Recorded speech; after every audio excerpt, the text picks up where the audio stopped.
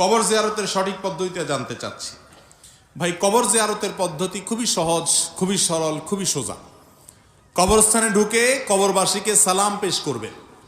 সালামুন আলাইকুম দারা কওমিন মুমিনিন ওয়া ইন্না ইনশাআল্লাহু বিকুম লাহিকুন নাসআলুল্লাহ লানা ওয়া লাকুমুল আফিয়াহ। হে ঈমানদাররা, যারা এই কবরে শায়িত আছো, তোমাদের প্রতি সালাম, তোমাদেরকে আল্লাহ তাআলা শান্তিতে রাখুন, শান্তি বর্ষণ করুন তোমাদের উপরে। আর আমরা অচিরেই তোমাদের সাথে এসে যোগ দিব, আমরাও আসছি তোমাদের পেছনে পেছনে।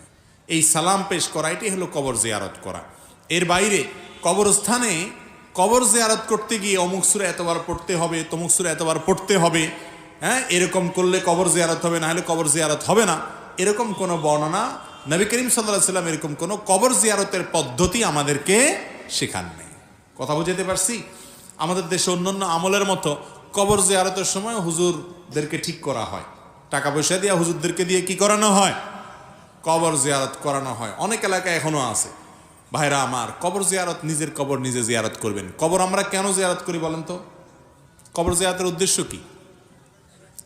আমরা বেশিরভাগ মানুষ মনে করি কবর জিয়ারত মানে হলো মুর্দার উপকার করা, এটা হলো কবর জিয়ারতের মূল উদ্দেশ্য। এই জন্য হুজুরের টাকা পয়সা দেয়, হুজুর আপনি যে আমার মরা বাপ, আমার মৃত মা, আমার কবরের শায়িত আত্মীয় স্বজনময় মুরব্বী, তাদের কবরটা আপনি একটু জিয়ারত করে দেন, দিলে তাদের উপকার হবে। ভাইরা আমার, কবর জিয়ারতের প্রথম লাভ হলো যে জিয়ারত করে তার নিজের। তাইলে হুজুর কবর জিয়ারত করে তার লাভ করলো, আবার আপনি পয়সাও দিলেন। তাহলে কি হলো জিনিসটা? আম সালা দুইটাই আপনার গেল, আমও গেল, সালাও গেল, দুইটা পাইছে কে? যদিও হুজুর সওয়াব পাবে না, কারণ টাকা নিয়েছে যে। আখিরাতের কাজ করে টাকা নেওয়া জায়েজ নাই, হারাম। সে হারাম কাজ করছে, সওয়াবের পরিবর্তে উল্টা কি হবে? গুনাহ হবে। তো এই জন্য কবর জিয়ারত নিজেরটা নিজে করবেন। এটা অন্য কেউ করতে পারে, কিন্তু টাকা দিয়ে ভাড়াটিয়া লোক দিয়ে কবর জিয়ারত করাবেন না।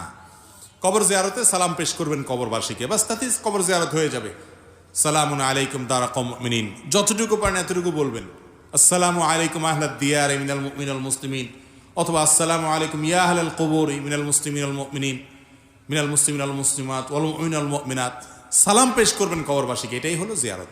নবী করিম সাল্লাল্লাহু আলাইহি ওয়াসাল্লাম বলেছেন, জুরুল কুবুর ফাইন্নাহা তুযাক্কিরুকুমুল আখিরা, তোমরা কবর জিয়ারত করো, কারণ কবর জিয়ারত করলে আখিরাতের কথা স্মরণ হয়। তাহলে লাভটা কার?